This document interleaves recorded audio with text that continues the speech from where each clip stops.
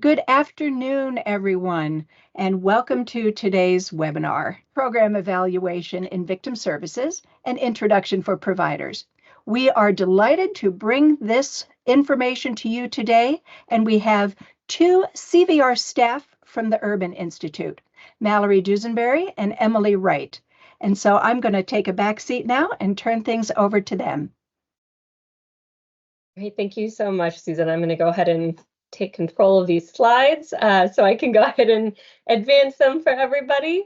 Welcome everyone for joining us. As Susan mentioned, we're hoping that this will be as interactive and conversational as possible.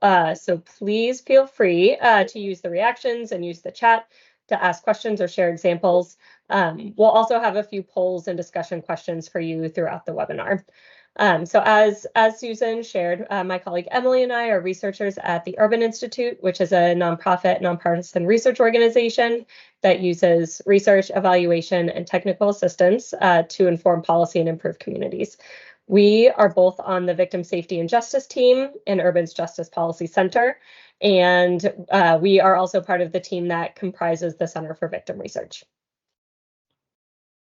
So today we are here to help you understand how program evaluation can be used in victim service programs, what the different types of program evaluation are, and what activities are usually included in each of those.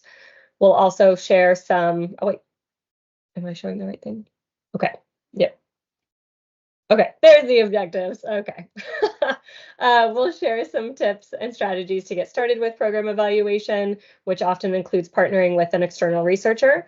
So in that vein, we'll talk a bit about how to identify the right partner and set up a successful partnership. And then we'll conclude by sharing some helpful resources, including many from CVR, and then open up for questions from you all. So let's go ahead and get started, and I will turn it over to my colleague, Emily, to give a general overview of program evaluation and its benefits. Awesome. Thank you, Mallory. Well, it's lovely to see so many people show up today and so many people register for this event. I'm really excited about that. I hope that it means that there's a lot of folks out there in the victim services world that are interested in partnering with researchers to look into their program, evaluate their program, and hopefully improve their program through the use of research.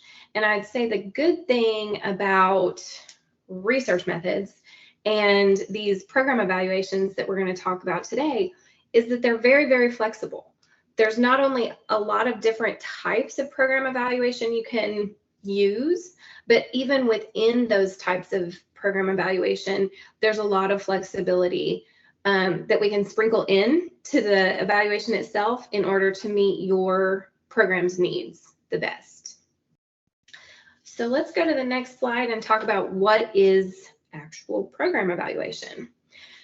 Well, this is when you essentially use data to look into your program, look at your program, understand what it is doing, how well it is doing that, who it is reaching, who it is not reaching, the services that are going well, and the services that perhaps need a little bit of beefing up. So it involves the use of data, collecting data and analyzing it in order to sort of tell the story of the program. In fact, researchers are pretty good at taking a lot of different data points or pieces of data from a lot of different either people or programs, and sometimes it looks like we're going in about 1 million different directions, but in the end we're pretty good at compiling this data and helping it make sense. It tells the story of the program itself, and that's really what the value is to give information back to you about your program so that you can identify things that need improvement, or maybe even identify your strengths and really try to use that information to tell the world what you're doing. I also appreciate the fact that evaluation, like I said, is flexible, but it can be used at any point in time in your program's lifespan. So maybe you're a new program, you're just getting up and running. Well, that's a great time for a type of program evaluation we call formative or valuability assessments. Perhaps you've been around for a long time and you want to look at outcomes. That's a great time to do some outcome evaluations. Or perhaps you have a funder in the community or a legislator who's interested in, the cost benefit of your program. How much money do you need to operate successfully? Well, a cost benefit analysis would do you a lot of good then. So it's very flexible and it can be used, like I said, at any point in time. So don't feel like you're stuck. If you've been around for 3 years, you're too old or too new of a program to be evaluated. That's not true. So lots of flexibility. Now, what is the value of program evaluation? This I love. Well, like we said, it helps you understand your program better. What are your strengths? What are your needs? What are the gaps in services that your clients are experiencing, right? How can you improve upon various aspects of your program?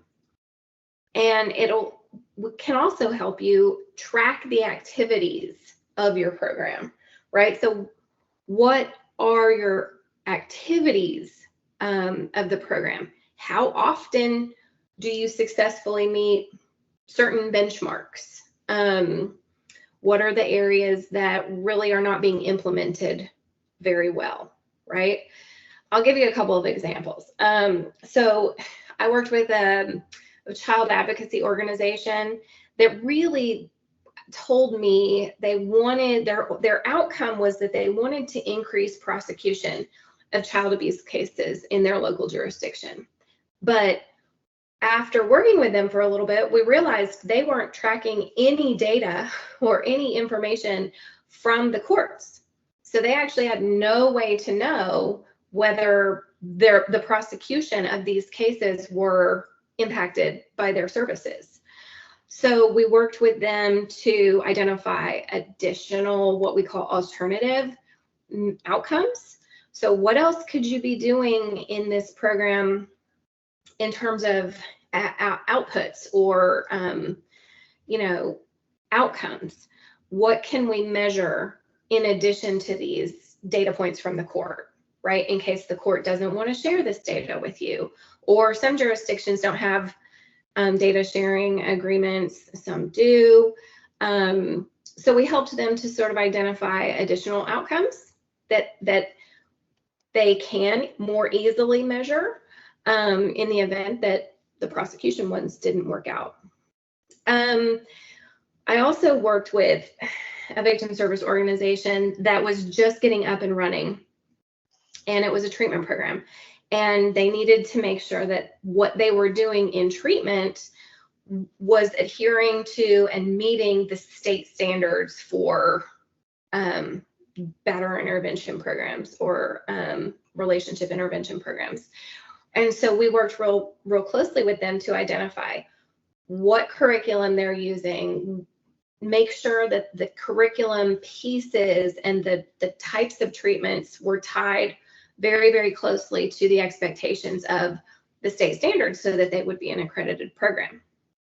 So there's all kinds of things that program evaluation can add to your organization. And those are just a couple of examples. Let's go to the next slide, if you don't mind. So, like I said, we have lots of different types of program evaluation, and they do different things, okay? We start with what I call sort of formative evaluations and or evaluability assessments. This is my favorite type of program evaluation right now. I mean, I think I go through sort of a love-hate relationship with all of them at different times, right? But this one I love because this one can occur early on in your program's development. It doesn't have to be early on, but it is best suited for sort of younger, newer programs. But here, it's going to essentially help you understand your operational reach. You might even get a sense of how much support in the community your program has from community collaborators or stakeholders. We've done assessments where we interview or we run focus groups with community-based organizations that work with the service provider, and we identify like, how are they integrating with the service provider? You know, how much support is there in the community for the service provider? What are the areas of need, gaps, things like that? And these assessments are very good because they can help you build your research capacity up front. So another thing that we did, this is going back to some of the data, is identify early on what kinds of outcomes a program wanted to measure. And we worked with them to understand, well, what's the best measures of these? They did not have a client exit survey, so we created one for them. That's an easy way to get some, you know, data at the end of a program or a post-treatment or something like that. I know that we had some questions up front submitted beforehand that asked about how specifically you can use survivors in the program evaluation itself. And we have also done that. So we've worked with service providers to create like a pre-treatment or service survey. And then we work with them to deploy a post-treatment service survey, and all through like mobile, you know, email or mobile texting, just to get a sense from the survivors themselves what they need and did they get those services and what fell through the cracks. You can do that at any point, not just in an evaluability assessment or a formative evaluation, but that's when we did it for this specific program. Now you can have a process evaluation, which occurs, it's going to occur more when your program has been up and running at least a little bit, because it's going to look to see whether you are doing what you say you're doing. Are you providing the services that you intend to provide? Are you doing it with fidelity? How many services are you providing per week, per month? How many participants are engaging with you? Things like that. So this is really going to be able to look at your program activities and then also your program outputs, at least with regard to during the program itself. Now, when you look at outcome evaluation, this is when you're going to learn more about potentially the longer term outcomes that your program is interested in assessing. A lot of victim service providers, of course, they want to know, did, you know, the people, my clients come to me and get the services they want, but they also are interested in other outcomes like improved victim safety, perceptions of justice. So did they feel like, you know, justice was served or helped them be served? You might also ask, you know, victims what else they needed or how long they needed services for. There's a lot of different things that you can evaluate for outcomes, and it's not always what I would call administrative criminal legal system data like recidivism or continued calls for, you know, police activity or something like that. It can be wellness, you know, perceptions of justice and things like that. And again, you just work with your research partners to identify what is it you want to understand that your program does in terms of outcome or outcomes, and then they can help you identify different ways to measure those. And then you've got cost benefit analysis, and this is going to measure your program's costs for the potential benefits, and it's essentially going to compare your costs to the benefits of your program. And those can be very, very useful when it comes to speaking to external partners, potential funders, and or legislators. And I think, oh, do we have a poll, Mallory? Yay, we have a poll. So we're going to pop up a poll here and ask you, what types of program evaluation are you familiar with? Evaluability assessment, formative evaluation, process evaluation, implementation evaluation, outcome, or cost benefit?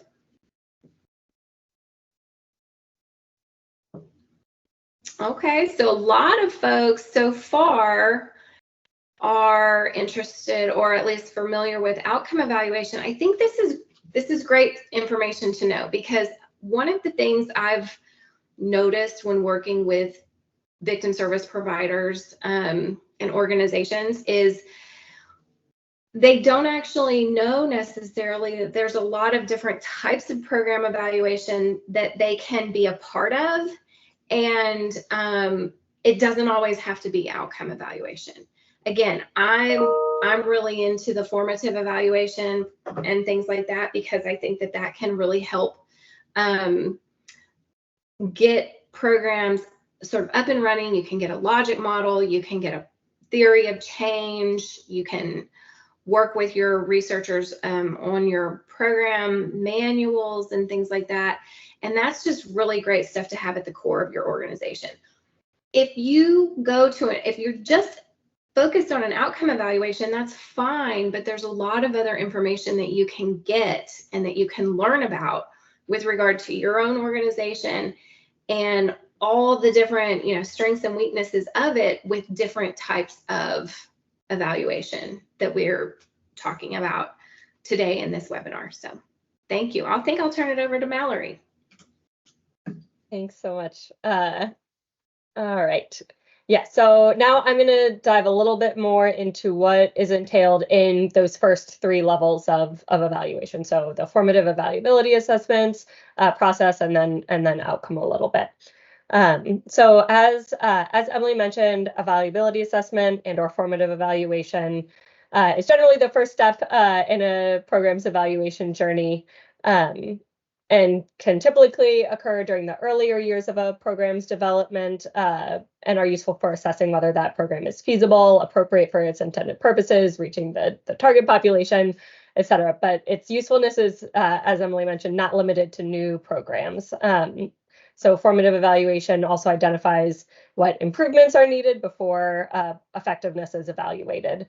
And in these studies, researchers can assess a program's evaluability or readiness to undergo more rigorous evaluation and identify the research capacity building and planning needed to, improve its evaluation readiness.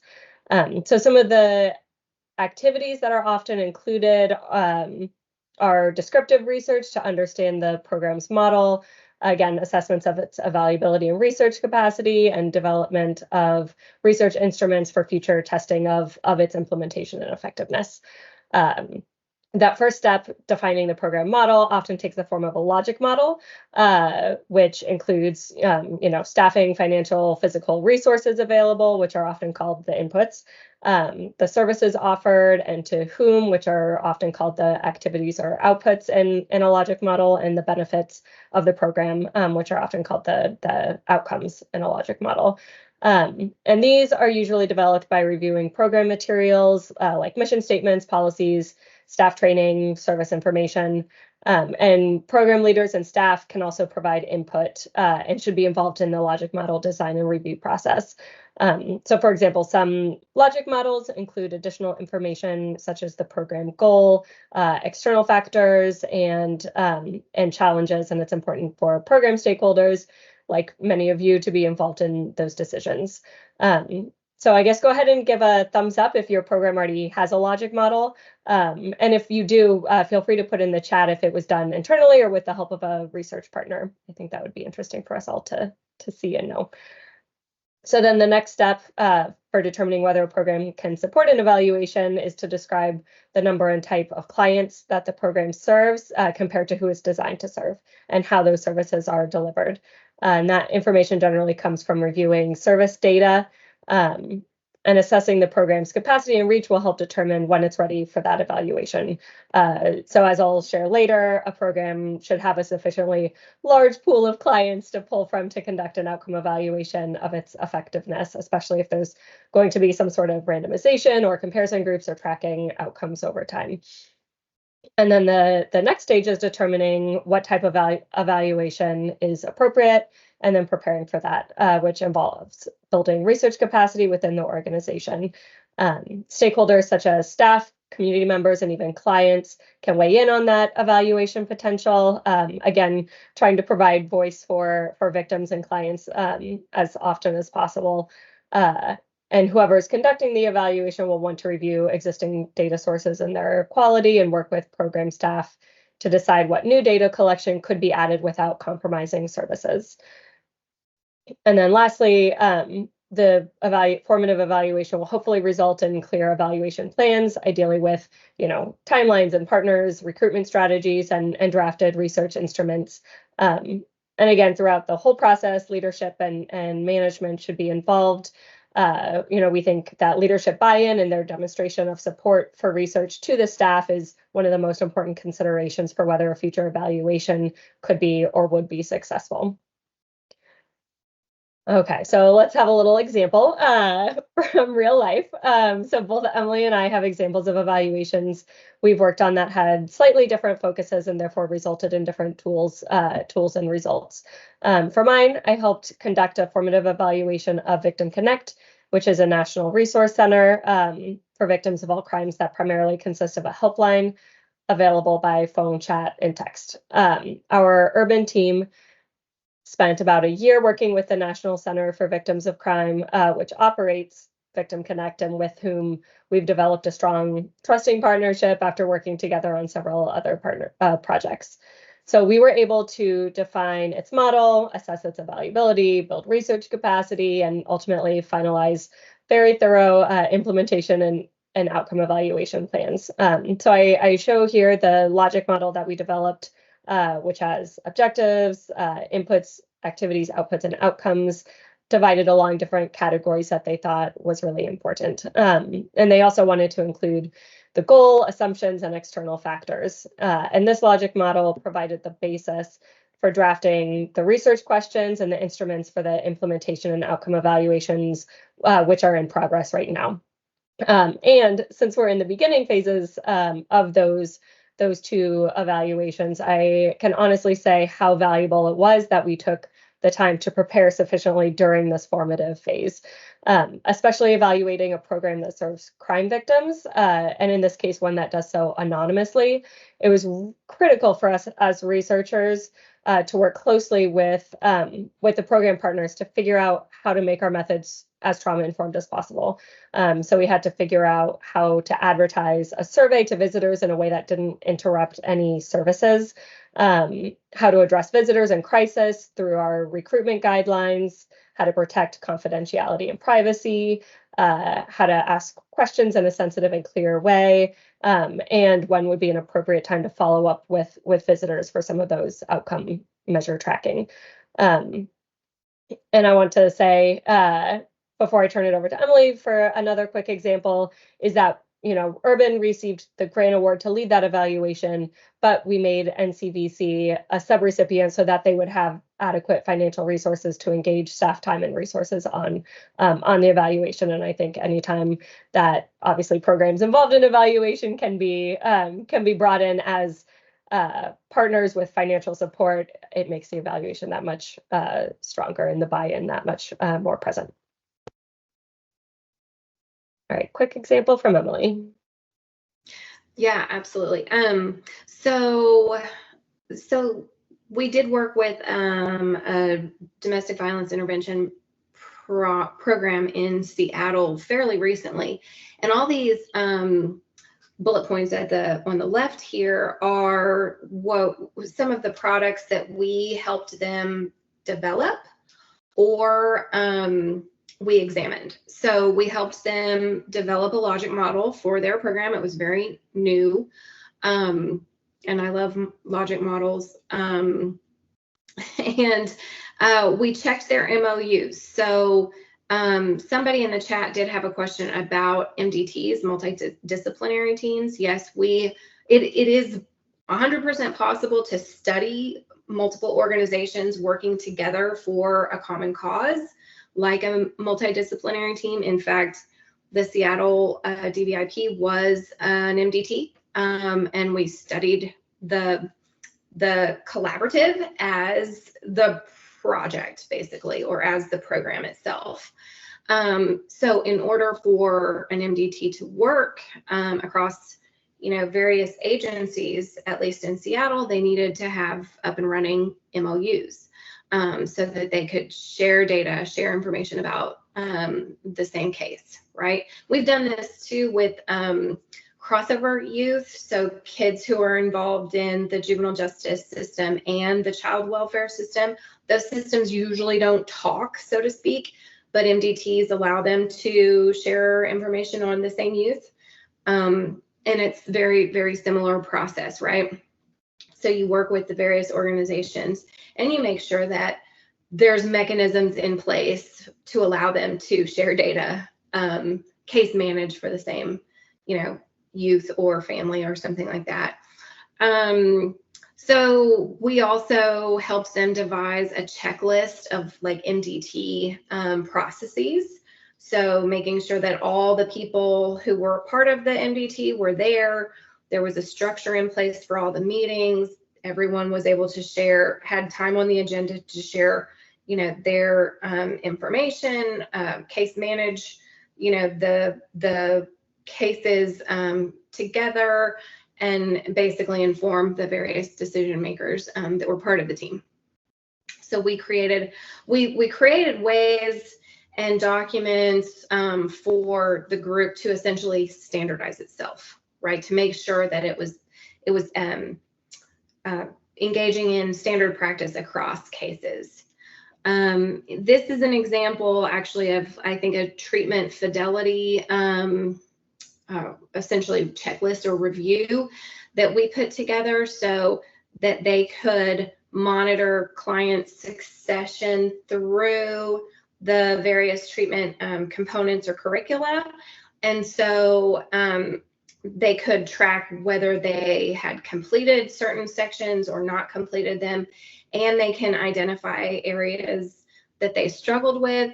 And this is really great because eventually when they study the implementation of their program, they might go through an implementation evaluation.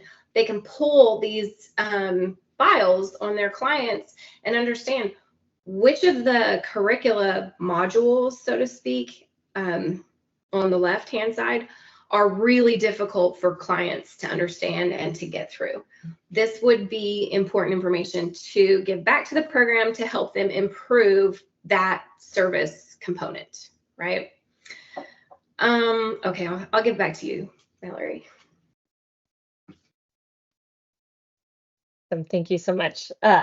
Okay, so that brings us to our second type of evaluation, which is process or implementation evaluation. And the two terms have subtle differences, but both focus on assessing the activities and outputs involved in a program's delivery, and therefore are often used interchangeably.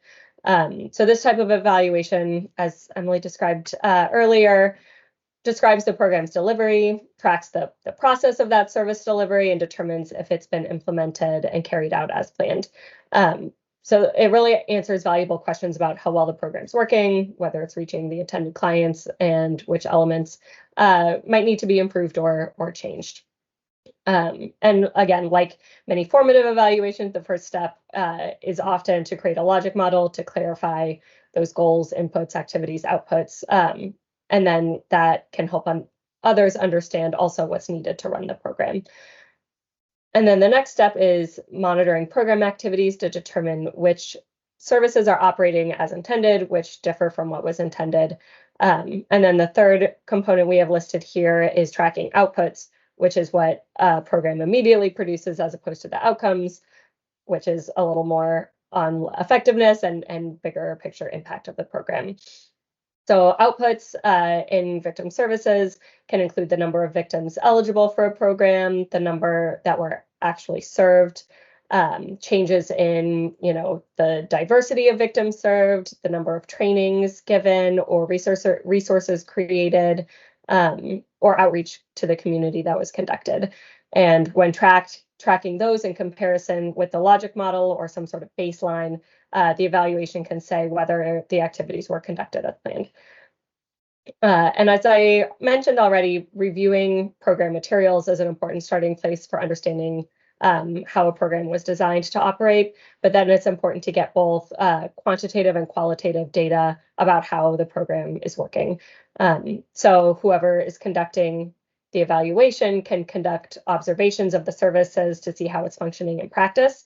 And in evaluations of victim services, it's important to figure out how to do that in a way that won't disrupt any services, risk the client's privacy, or cause any additional stress or trauma.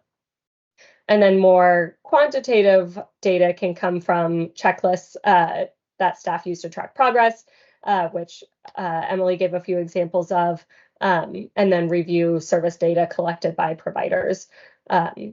And if you're working with external researchers, this type of kind of administrative data can be usually shared without identifying information about the clients, but that can require a data sharing, data use agreement, MOU, some sort of structure to help that relationship and partnership. And then whoever's evaluating the program will also likely want to interview or survey staff to assess their understanding of the program. And then they'll probably also have input about how the program is running and suggestions for improvement, and be able to share some things that we would not be otherwise able to know as the people on the ground conducting this. And then, as always, we think it's important to hear from clients to understand their perspective on the amount, type, usefulness of services they received, as long as sufficient procedures are put in place to protect them during that process.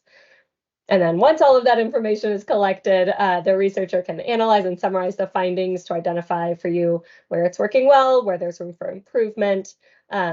And you can share those results with key stakeholders to demonstrate transparency about the operations and the extent of its implementation, like for funders or any sort of external partners. And then findings can be used to refine the program and improve response to victims.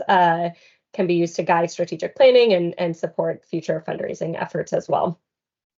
So our example here is one that I led of an organization that provides accessible services for survivors of domestic violence and their families. And we were specifically evaluating the implementation of a recently funded program for a recently funded deaf services program, so for deaf survivors of domestic violence. And this evaluation lasted about 2.5 years and included a review of program materials, interviews with staff, community partners, and deaf clients, an online survey of survivors who received services, and a review of their aggregate service data. And as you can see here, because there wasn't a formative evaluation, the first step was to develop and finalize a logic model in collaboration with the program partners. And using other data sources, we were able to identify how much progress was made on each of these identified outputs over the course of the evaluation. So we found that 4 of them had been completed, and the others were ongoing past the end of the grant. And then we identified recommendations for how BFL or similar programs serving this type of client can improve staffing, the services, and the outreach to communities, and recommendations for policymakers and funders to address the barriers that we heard about as hindering services for victims. And while I don't really know a lot about what changes were made as a result of our findings and recommendations since the end of the grant, I do know that the numbers about what services were provided and to whom, and some of the quotes from the interviews were used in grant applications pretty much immediately, and that they intended to use the logic model and other findings to guide strategic planning for that particular program and the organization as a whole. And then quickly before we move on to outcome evaluations, I will also note the importance of having a researcher partner who was fluent in ASL in this case, and who was experienced working with deaf survivors. So they were able to conduct interviews in an accessible, trauma-informed way, and to make sure that our survey and outreach materials were appropriate for that particular population. Okay, so moving on to our last type of evaluation that we're going to dive a little deeper in. And again, we know that this is what most people are familiar with when they think of evaluation. So outcome evaluation tracks success by measuring progress towards the core goals of that program and show the extent to which it's having intended effects on the target population. And it is important to really think about both, quantitative outcomes and qualitative outcomes. And again, if it hasn't been done in the formative evaluation, the first step is to finalize the research plan, which includes the researcher and provider working together to identify what outcomes will be examined and how. So figuring out how the data can be compared to understand the program success and minimize alternative explanations, so you can really understand and identify those true effects of the program.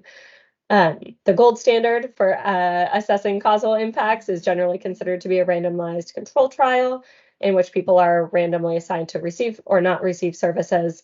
But that is frequently, unethical or not feasible in a victim service setting, since we would never want to deny services to victims who need them. So as a result, researchers often use quasi-experimental approaches, which involve comparing outcomes of clients who receive services with a similar group of people who did not.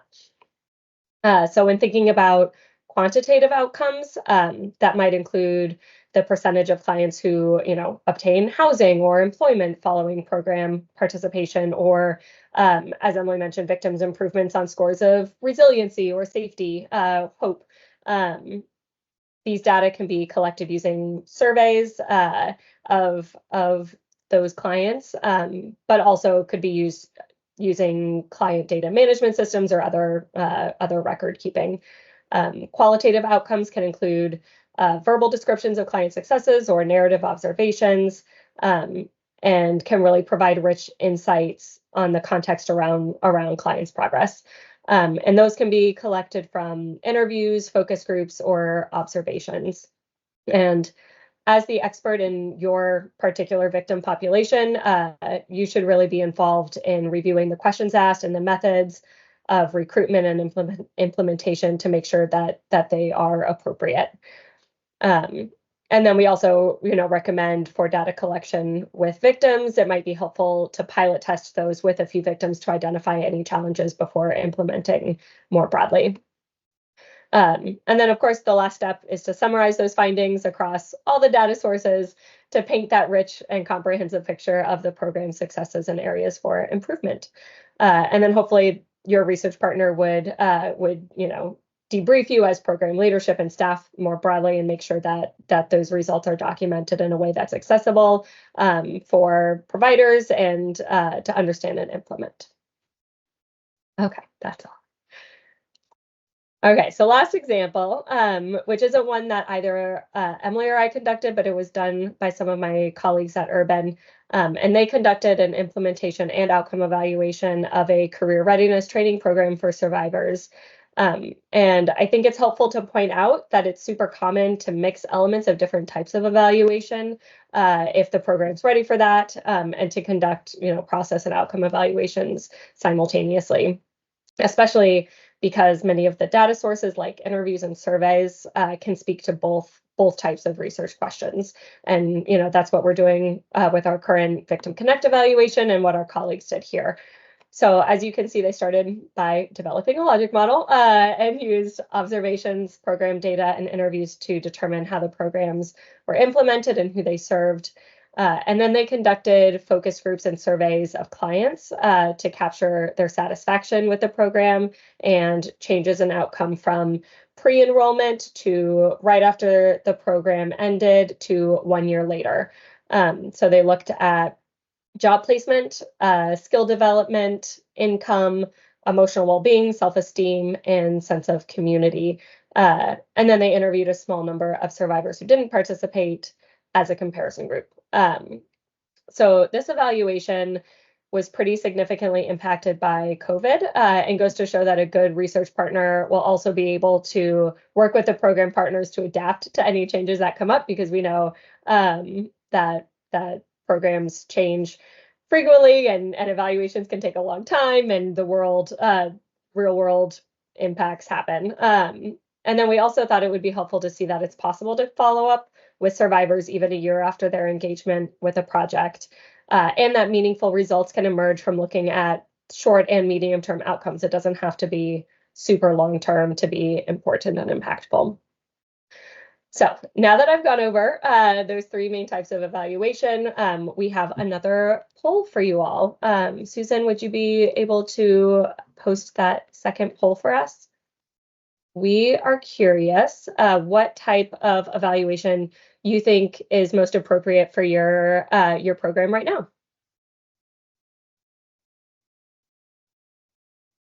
Wait, no, I think that's a different one. Yeah, there we go.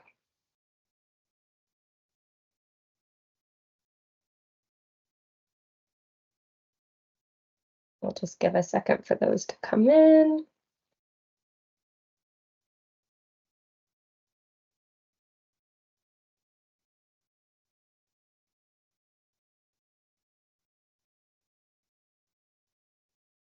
Okay, it looks like outcome evaluation followed by process and implementation evaluation. All right. Thank you all so much for participating and sticking with us through all of this information and engaging in the chat. We are now going to pivot a little bit and talk about how to get started with program evaluation. And for that, I'm going to turn it back over to Emily.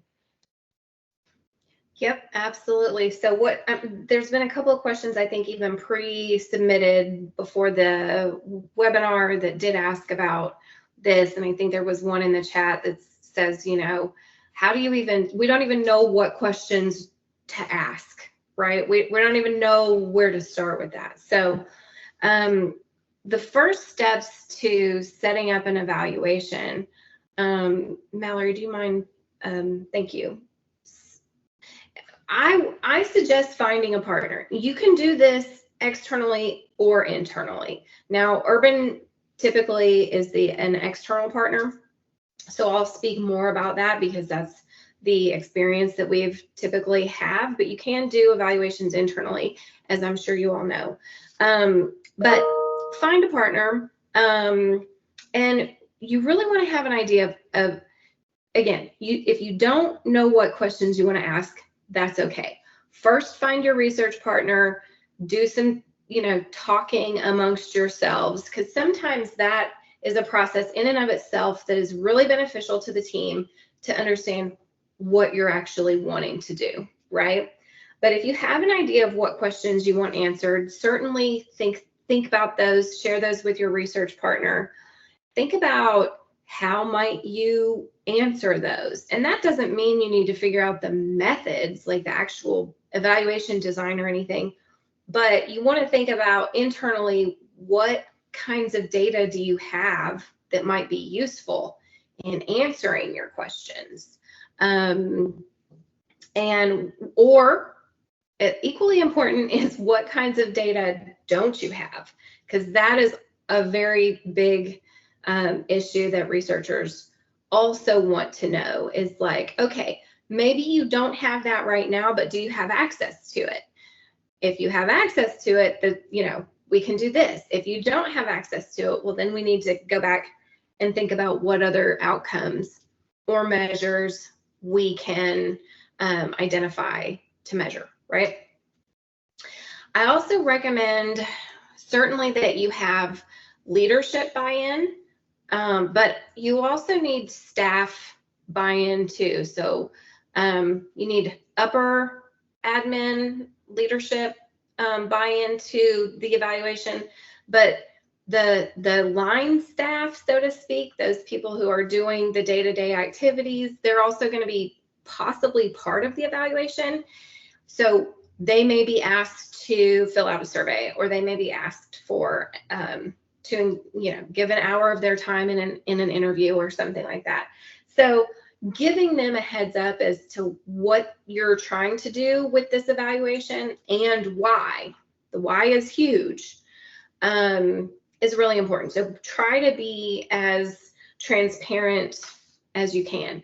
And then I think it's really important to speak with your research partners or partner, as well as internally, about what you can and what you cannot get out of the evaluation, right? Because misunderstanding of what kind of information or conclusions the evaluation might be able to come to or give you can be a hurdle that you have to sort of, everybody's got to get on the same page, so to speak, about what your evaluation can do and what it can't do.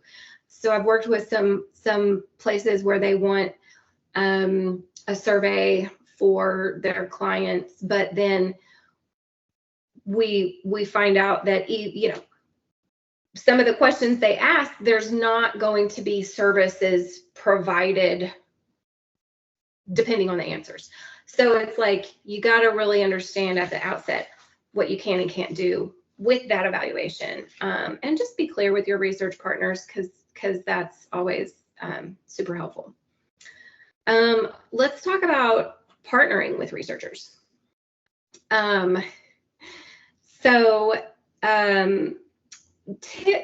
best kinds of research collaborations are, in fact, collaborations, and they bring benefits to both the researchers and to the organization, right? So a lot of times researchers, I can speak for myself, we're pretty nerdy little individuals. We like to, get into data and like analyze it and make it make sense. That's kind of like a fun puzzle fact-seeking, endeavor for us. Not everybody's built that way, and that's okay. But sometimes just access to the data is beneficial for them. They're interested in the data, and they're interested in working with agencies. For the organization's part, right, they are interested in getting answers to questions that they have about their programs or about their services, about their clients, anything like that. So it should be sort of mutually beneficial to both parties. Again, I think of partnerships like this, especially when it's in the victim services areas, is to ultimately give the agency some information on how to improve their organization or specific services, or something like that. So a couple of different things you can do. So you want to identify your research partners. Again, I'll speak from an external research perspective. How do you do that? Well, CVR actually has a great service that you can look into. It is intended to match or let victim service personnel look at and reach out to or connect with research partners really from across the nation. But if you're in West Virginia and you prefer somebody who's in West Virginia, a more local contact, then you can go into the researcher directory on the CVR's website and plug in, find me a researcher in the state of West Virginia. So that's one way. You could also get some referrals from folks who have already had program evaluation done, of course. And then local universities are always interested in data. So that's another option that you can look into. you want to determine the right fit. So we work a lot, Mallory, myself, folks in the Justice Policy Center at Urban, we work a lot with victims of crime. And I believe that there are certain techniques and certain ways to engage with victims of crime that you wouldn't necessarily engage with who are not victims, right? So we take a very trauma-informed way. I also do work with Indigenous and Native American populations, so I understand things like the Indigenous ways of knowing and cultural competencies and stuff like that. So you want to find the right fit, somebody who has, or an organization that has experience in this field and with the clients and on the topic that you're interested in. It helps too if they have previously had collaborations and successful collaborations, of course, with practitioners in the area. And then finally, you definitely want to start out with a strong foundation. I always talk about communication early, often, and clearly. That is a big one. What are the expectations? What are the roles? What do you think the timeline is going to be? That changes. That can change if something like COVID happens. That sort of derailed a lot of things. But real world happens, as Mallory said. But communication early and often is very important. But then there's other sort of organizational or structural things that you want to put in place by the time the evaluation begins or unfolds. You may want to put a MOU together. You might want to have a data sharing agreement in order to securely share your organization's data with your research partners. And again, you want to set the expectations for the parameters of the research, and your researcher should be clear with you about what is expected of your organization as well in terms of time, effort, and who they can be engaging with in terms of data sharing and things like that. So we can go to the next slide. Oh, examples. So there's so many different examples we could give you here in terms of what the data might sort of look like, or the data that you might be interested in gathering, or maybe you have it and you want to share it with your research partners.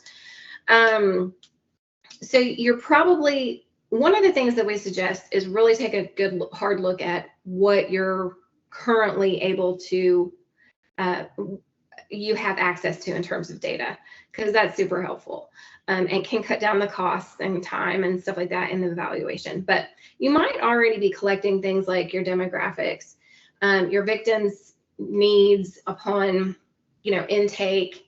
You might be screening them at intake, and so you have an idea of like the population that you serve and things like that. This is going to give you baseline data to start with, and that'll be sort of your starting point data that you can then track progress from. You might have a case management sort of system. This might come from an internal data tracking system, but you can where you can enter your activities, like the attendance of clients for different programs or services. You might have case management notes, and this is going to give you information on essentially like the service delivery component of your program. And that information can be used to tell you what services that are being primarily accessed. Are these services implemented as you'd like them to be? What resources are being used? And again, gaps. You can also look at retention, referrals, and then like progress towards your goals. One of the examples I gave earlier was sort of a tracking checklist for client progressing through different curricula or modules of a curricula for treatment purposes. And again, this can give you an idea of the client's success and progress, and also some of the areas where they are struggling more. And then you can have post-program outcomes. So a lot of times we'll do an exit survey for your clients, or you can have, completion rates, like how many completed versus how many started. You can have perceptions of, what went well and what, needs to be amended from either staff or your clients. And all of those things can give you lots and lots of valuable feedback. Let's go to the next slide, because I know we want to leave some time for questions. So now, Mallory and I, we love program evaluation because that's what we do. And we think it's fun, but it is not without some challenges, and it is not without some barriers. And this can be felt from the researcher side and also from the program side as well. So you do have a little bit of added stress for staff. This could be that you might ask them to gather some information from their case management notes or something like that. So they may be asked to do a couple of extra things, or they may, like I said, be asked to engage with researchers in an interview or a focus group or something like that. So this is a little bit of time that sometimes is asked of them, which can create stress. What do you do to mitigate that? Again, communicate early and often, get their buy-in. You want to be as transparent as possible. So you want to make sure that they understand what the evaluation is about, their role in it, and then, the benefits and the expected sort of outcomes, I guess, of the program evaluation itself. And then, of course, if they're able to give feedback throughout the process, that's great, right? They're going to become more involved in it, and you're going to get more buy-in from them. Time, of course, is a common barrier. Again, staff are asked, or program leaders are asked to do maybe a little bit more, or to compile something for the purposes of the evaluation. What can you do to try to mitigate that? Well, again, if you are able to use information or data that you are already collecting, that's essentially already at your fingertips, that's a great option because it shortens the process and it shortens the some of the frustrations in getting external data as well. And then if you're working with a researcher early on, they can help you identify ways that you can sort of fold evaluation components or data tracking into your program from the start. And then resources can be a barrier. This is important. Again, clarifying roles, expectations, and things like that can go a long way in mitigating this. You want to plan carefully with your external or internal research teams to make sure that you try to avoid those extra costs. And again, when you're able to use the data that you already have, that will kind of cut down on some of those extra costs as well. And then your research partner really should be mindful of how to share the results back to the organization and the leadership in ways that are clear, accurate, they're direct. And we're big fans of intermediate feedback loops. So we try to give the program feedback or preliminary results or something like that earlier in the process of the evaluation than just at the very end, so that they can have a say and they can understand what's going on.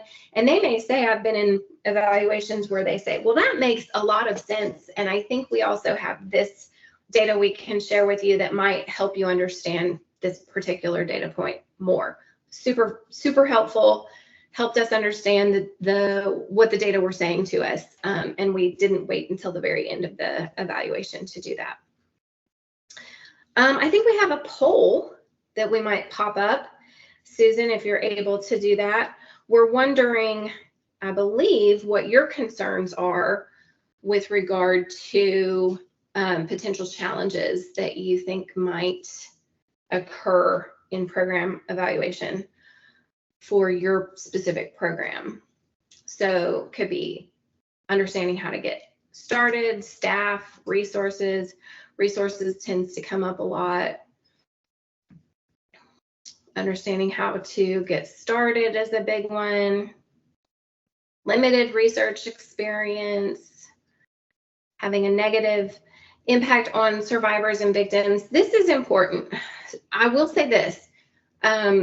Most of the time your researchers are going to want to get some information on the elements of your program and like, you know, pieces of the process, so that they can understand what's being done and how it's being done. Because if you go straight to an outcome evaluation and you don't understand the elements of the services that are having trouble, then your outcome evaluation could be a little bit premature. So that's what we try to guard against, is sort of having this negative impact from the program itself, or a perceived negative impact on survivors or victims. You're asking them, you know, their perceptions, their feelings.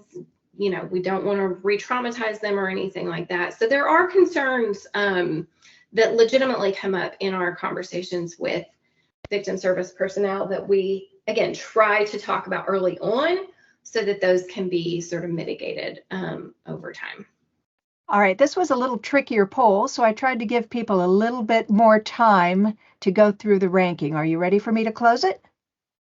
I think so. Thank you, Susan.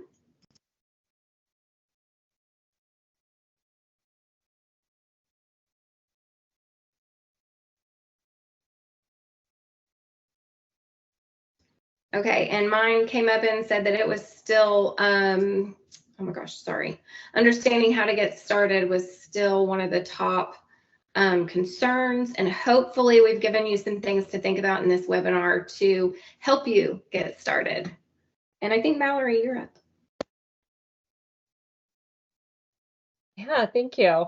So we have just a little bit more of us talking before we open up for some questions and discussion for the remainder of our time today. But I wanted to take a few minutes to talk about including victims in evaluation, and also how to protect victims during evaluation. So I hope we've conveyed the importance throughout our time together so far of hearing from victims through each of the types of evaluation about their experiences with the program and their perceptions of, you know, accessibility, effectiveness, you know, how, whether it met their needs, et cetera. But including victims as participants in evaluation means it's also essential to build in ways to protect them and their identity.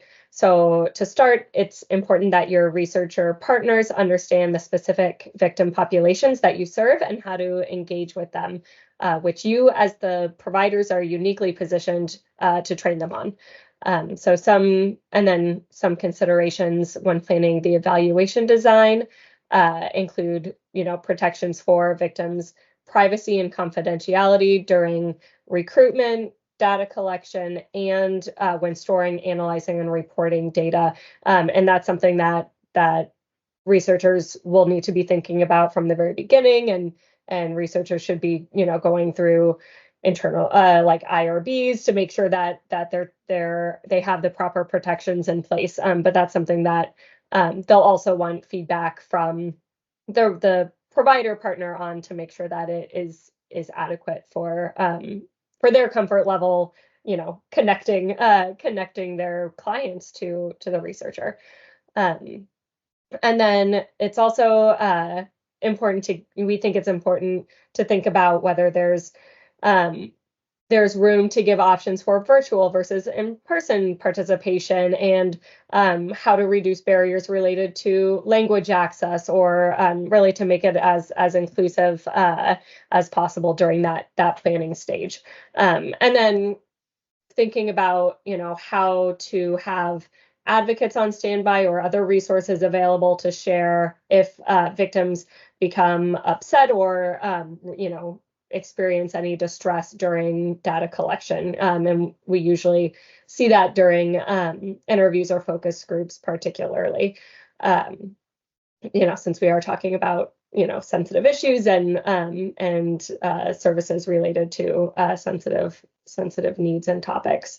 And then, when creating the evaluation materials, you as providers can help ensure that the survey and interview questions are appropriate, meaning that they're using language that victims will understand, that are specific to their needs and realities, and that, the researcher is avoiding any kind of unnecessary or triggering questions about victimization, right? We don't need to be asking questions about victimization histories or needs just to do it, right? There should be a really good reason for any particularly sensitive questions that we're asking, and that can be an important dialogue between the researcher and the providers.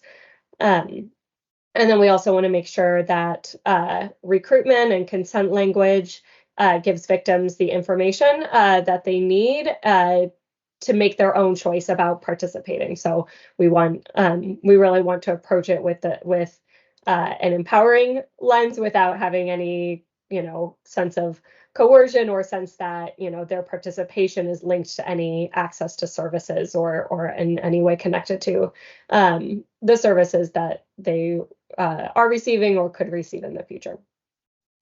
And then another way to ensure that research is done in a trauma-informed and victim-centered way is to include victims in the evaluation a little more extensively. So as either advisors or even more active research partners in these roles. They can inform the research design, recruitment strategies, and development of research instruments, and they can help interpret findings. They can provide some context and guidance on what the researcher might be saying or what the data might be saying. So for evaluations with this more community engaged or participatory action design, victims can even be the ones to collect and analyze data from other victim participants, and having kind of that peer-to-peer data collection can be a really powerful way to create comfort and connection for the participants.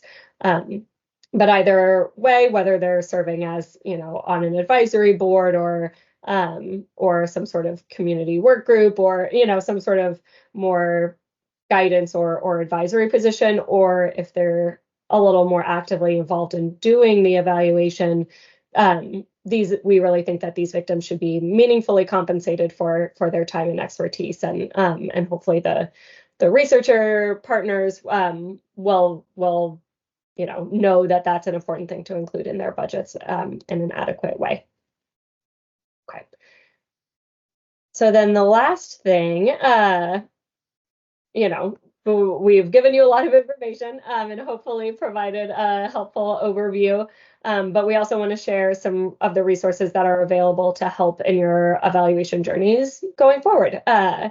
And since, we are part of CVR, we want to start by sharing some of our own resources, which Emily already shared a little bit about the researcher directory, which is, again, exactly what it sounds like. I shared a link already, but it's an online directory of victim researchers that are open to partnering with providers to do research and evaluation projects.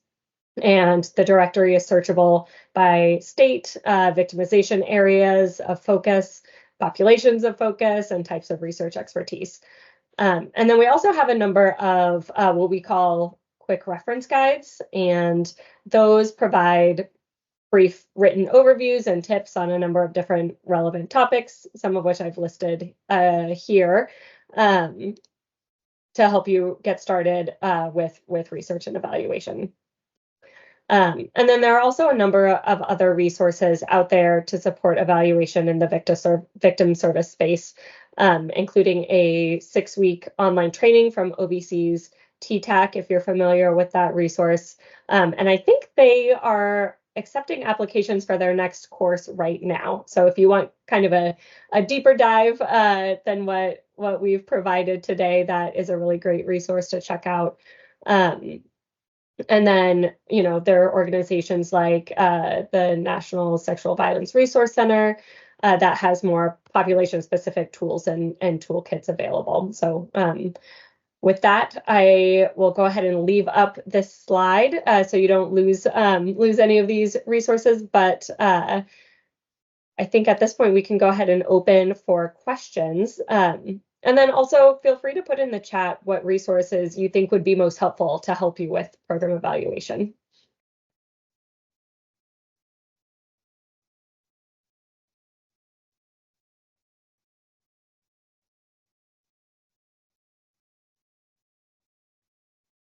Okay, I see one question about from a researcher who would love to be included in the directory, and that, let me go ahead and I think yeah, it's super easy to sign up for the directory, and I can go ahead and give this page here. Yes, always welcoming more researchers to join the directory, and thank you so much for joining this webinar here today. Okay, let's see. We did have another question in chat that Emily already answered, but we may want to just revisit it. The question was, if I'm understanding correctly, are evaluations based on an expected outcome? I know you touched on that briefly, but my issue has always been, how do I evaluate something that's not taken place? It might be worthwhile to spend a little more time on that point. Yeah, I mean, I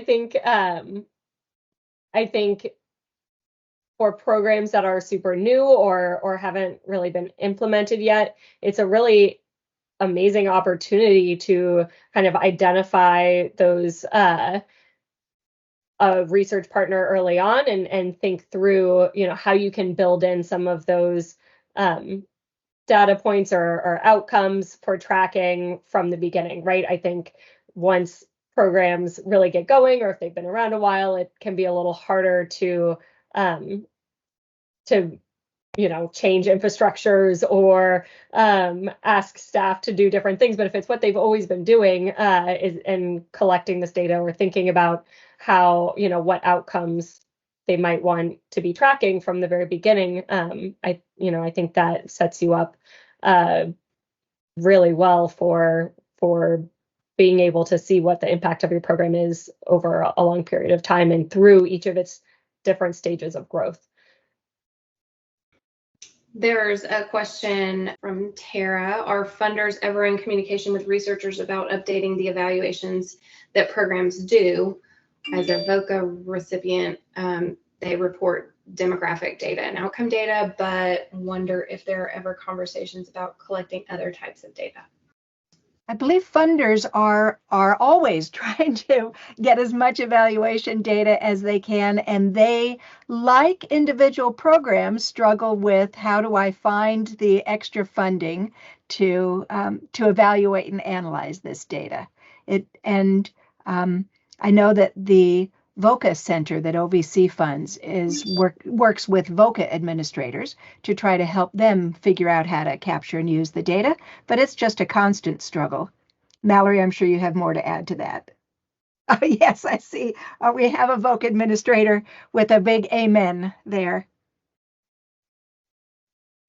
Yeah, I think as researchers, one of our big worries is that we do all of this work and we find all these findings and we make all these recommendations, and then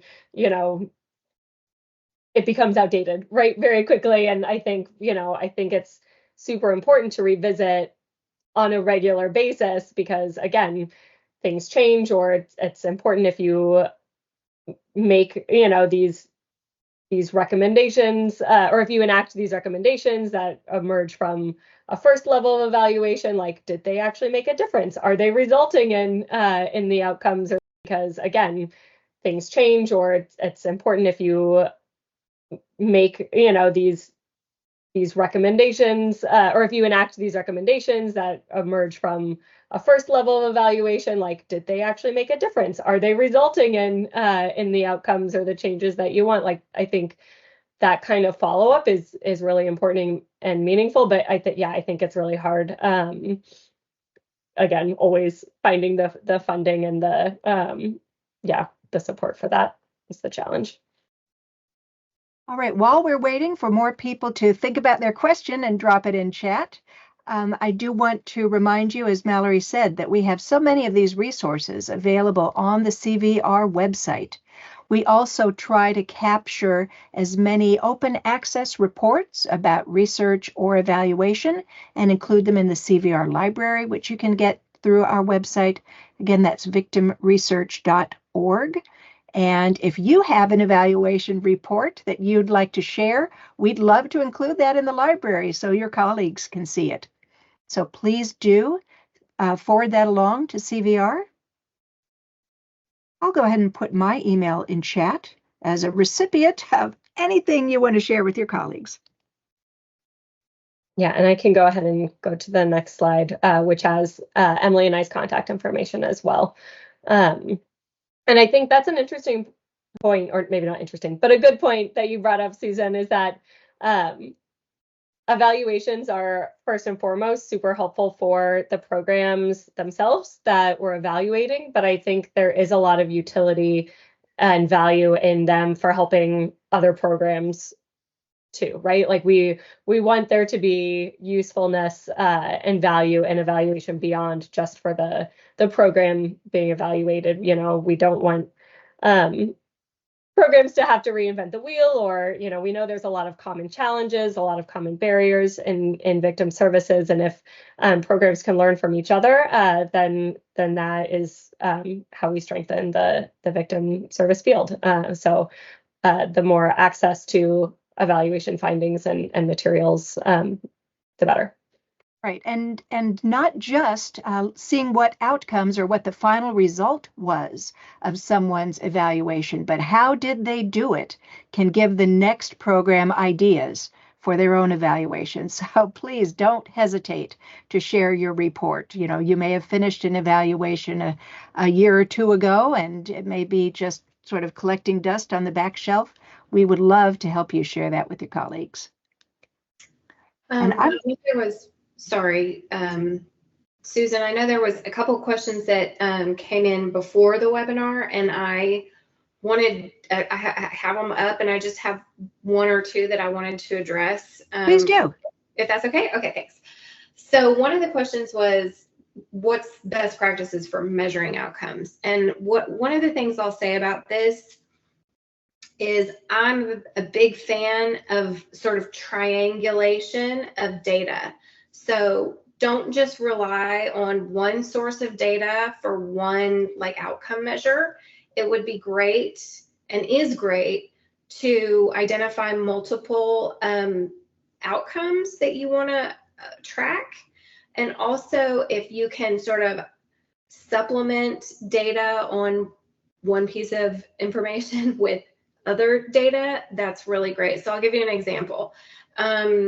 Let's say you're interested in reducing domestic violence perpetration, right?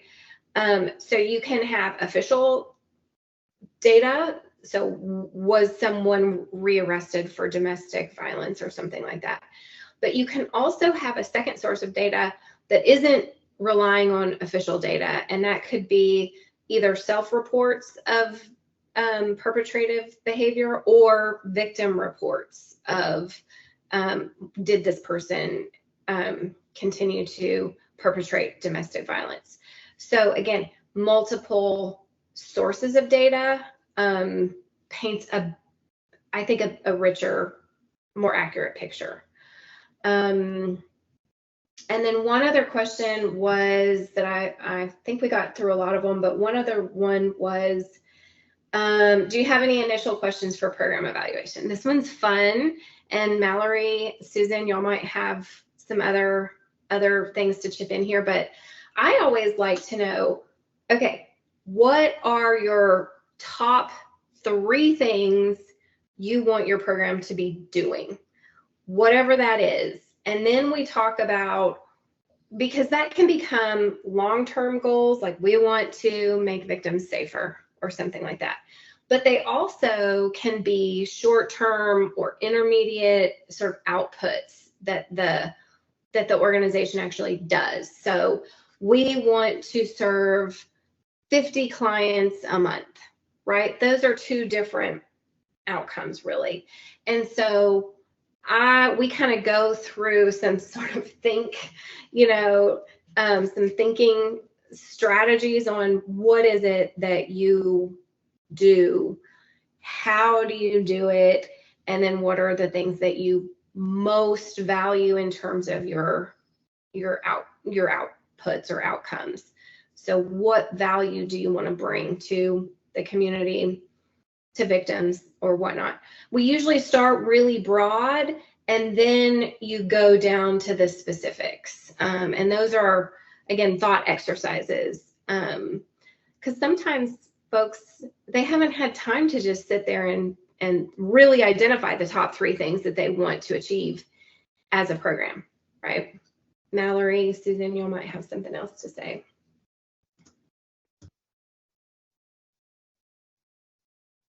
Yeah, I love that.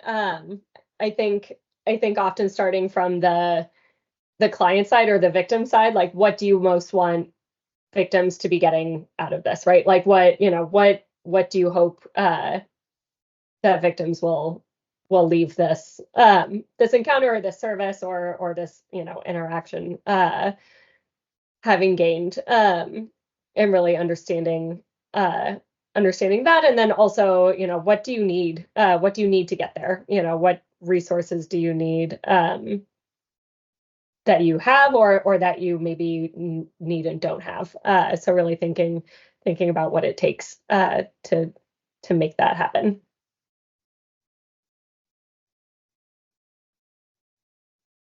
All right. Well, I think that just about wraps it up. I want to thank you both for this wide-ranging and very informative overview of program evaluation. I know I learned a lot. I hope everyone else did. This is a final reminder to please take that feedback survey. That's very important to us for our own grant reporting, speaking of collecting data. And again, after we end here today, if you have any follow-on questions, please do shoot them to myself, Mallory, or Emily, and we will get back to you. We really want to help you engage in program evaluation. So thanks very much. And let me also give a thanks to our 2 ASL interpreters today. I know there were times we really made you work, but you have been fantastic. So thank you both. All right, goodbye, everyone.